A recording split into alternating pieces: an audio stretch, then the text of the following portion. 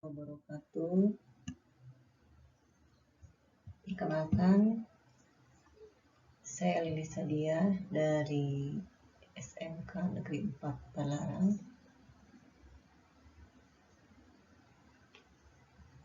Kali ini saya akan menyampaikan sebuah permasalahan berikut solusi yang saya coba kemukakan. Permasalahan tersebut adalah meningkatkan motivasi belajar siswa kelas 11 TIB pada pembelajaran bahasa Indonesia dengan teknik probing prompting.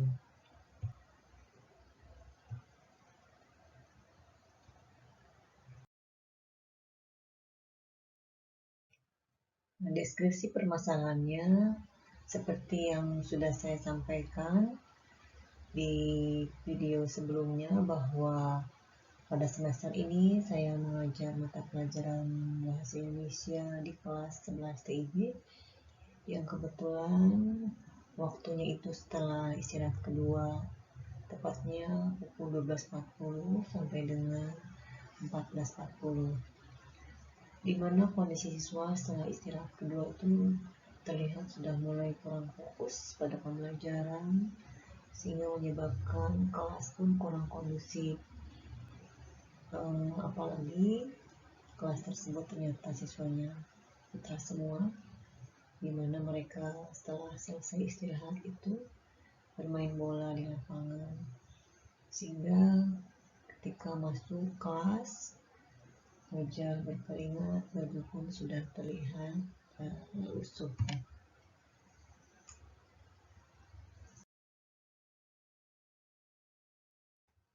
Akar permasalahannya sama seperti yang saya sudah sampaikan di video sebelumnya juga ya, bahwa akar permasalahan itu pertama karena para siswa mulai kurang fokus dan kurang motivasi belajar itu dikarenakan kelelahan. Kedua, karena metode pembelajaran yang monoton, dan ketiga, kurangnya minat baca para siswa.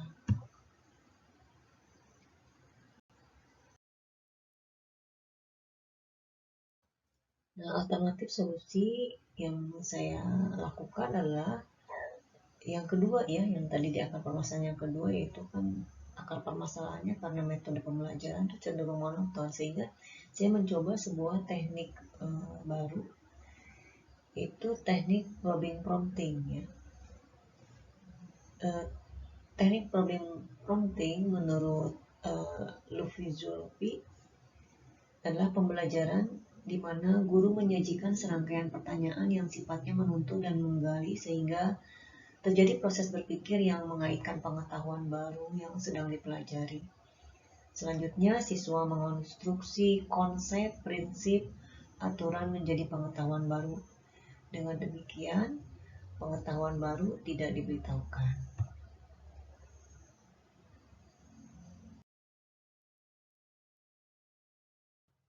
Nah, pendapat yang kedua menurut Suherman ya, bahwa pembelajaran probing prompting itu adalah pembelajaran dengan cara guru menyajikan serangkaian pertanyaan yang sifatnya menuntut dan menggali, sehingga terjadi proses berpikir yang mengaitkan pengetahuan siswa dan pengalamannya dengan pengetahuan baru yang sedang dipelajari. Jadi dapat disimpulkan bahwa teknik probing prompting adalah pembelajaran dengan cara guru memberikan serangkaian pertanyaan yang sifatnya menuntut dan menggali pengetahuan dan pengalaman siswa, sehingga terjadi proses berpikir untuk mengaitkan pengetahuan dan pengalamannya dengan pengetahuan baru yang sedang dipelajari. Selanjutnya, siswa dapat mengonstruksi konsep, prinsip, aturan menjadi pengetahuan yang baru.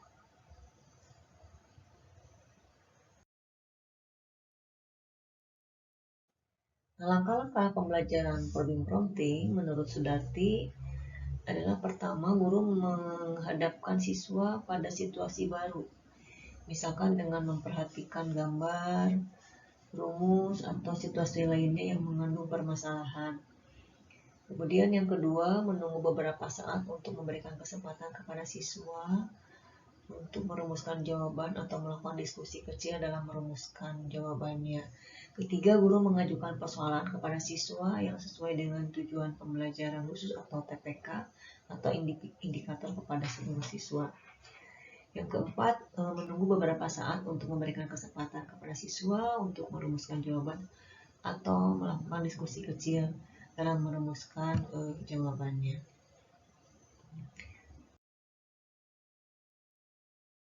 Kemudian yang kelima, menunjuk salah satu siswa untuk menjawab pertanyaan. Dan keenam, jika jawabannya tepat, maka guru meminta tanggapan kepada siswa lain tentang jawaban tersebut untuk meyakinkan bahwa seluruh siswa terlibat dalam kegiatan yang sedang berlangsung. Dan ketujuh, guru mengajukan pertanyaan akhir pada siswa yang berbeda untuk lebih menekankan bahwa indikator tersebut benar-benar telah dipahami oleh seluruh siswa. Nah, ketika saya masuk, kebetulan pada minggu-minggu ini saya sedang menyampaikan sebuah materi tentang teks eksplanasi. Jadi di awal pembelajaran saya tidak memberitahukan apa itu teks eksplanasi, tapi saya memberikan dulu sebuah rangsangan berupa gambar karena kebetulan eksplanasi, jadi saya memberikan sebuah gambar tentang fenomena alam, yaitu tentang gempa dan longsor ya. Kemudian saya juga memutarkan sebuah video tentang siklus air. Nah, setelah itu dari video dan gambar tersebut kemudian saya memberikan satu pertanyaan pancingan ya, tentang pengertian eksplanasi. Saya menunggu dulu beberapa siswa untuk berdiskusi kecil untuk merumuskan jawabannya, dan setelah itu saya menunjuk siswa untuk menjawab pertanyaan. Begitu seterusnya, jadi saya sudah mempersiapkan serangkaian pertanyaan kepada siswa, dan setiap siswa mendapat giliran untuk menjawab pertanyaan-pertanyaan yang sudah saya siapkan. Sehingga dari jawaban-jawaban siswa tersebut akhirnya mereka bisa mengonstruksi sebuah konsep atau prinsip. Jadi pengertian dan definisi tentang teks eksplanasi itu tidak saya beritahukan, tapi mereka sendiri yang menyimpulkan, yang mengonstruksi berdasarkan pertanyaan-pertanyaan yang sudah saya berikan. Di mana pertanyaan-pertanyaan itu bersifat menggali dan menuntun pengetahuan siswa dan pengalaman siswa yang sudah ada, kemudian dikaitkan dengan materi yang sedang dipelajari atau materi baru.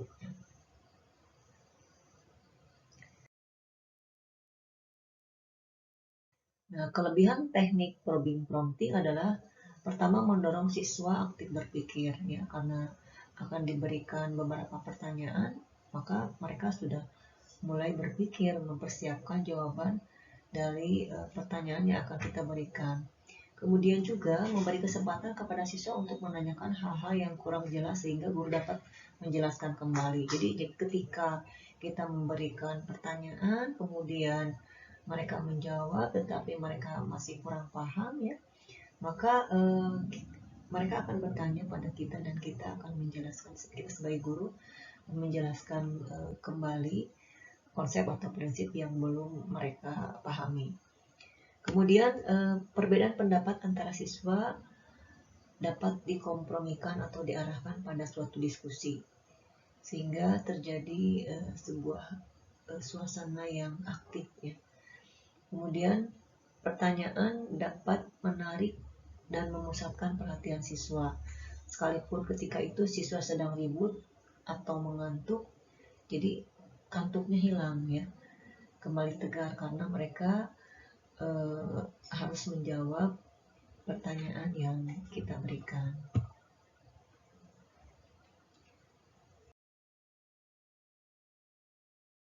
Namun selain kelebihan dari teknik probing prompting itu, ada juga kelemahan dari teknik ini ya. Di antaranya adalah siswa merasa takut, apalagi bila guru kurang dapat mendorong siswa untuk berani berbicara atau untuk berani menjawab ya.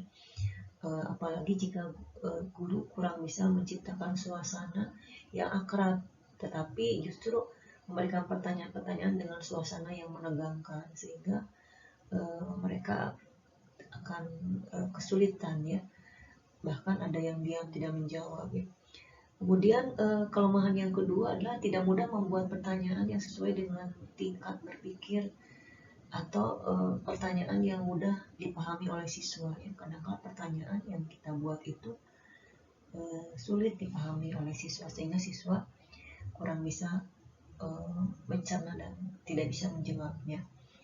Selain itu, kelemahan yang lainnya adalah waktu sering banyak terbuang apabila siswa tidak dapat menjawab pertanyaan sampai 2 atau 3 orang. Jadi ketika kita berikan pertanyaan kepada 1, 2, 3, semua tidak bisa menjawab sehingga banyak waktu yang terbuang.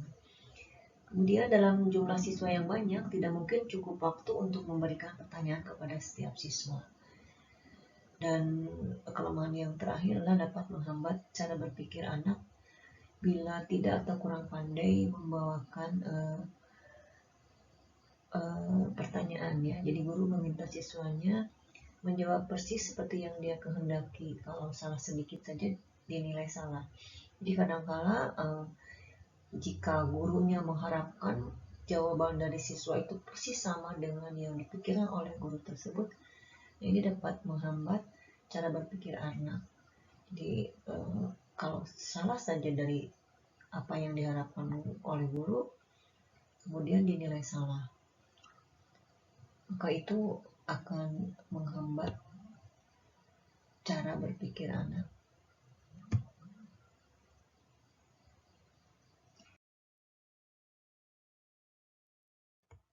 Tetapi dari teknik yang sudah saya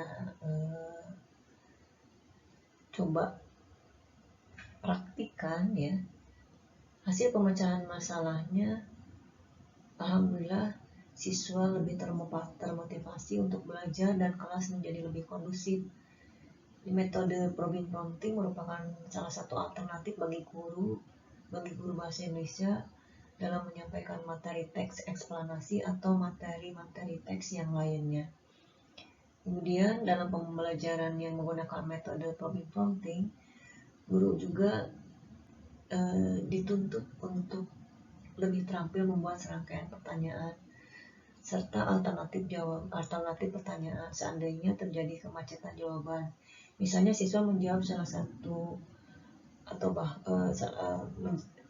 siswa salah menjawab, bahkan tidak bisa menjawab dan diam ya. Nah, kita sebagai guru harus bisa memberikan pertanyaan-pertanyaan alternatif, pertanyaan-pertanyaan lain yang bisa menuntun siswa atau menggali pengetahuan dan pengalaman siswa. Nah, barangkali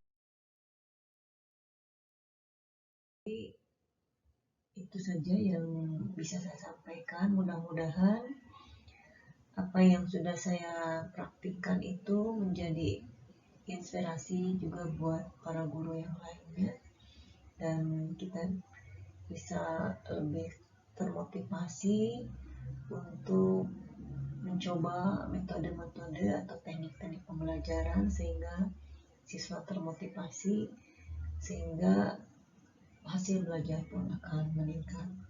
Sekian uraian dari saya. Terima kasih. Wassalamualaikum warahmatullahi wabarakatuh.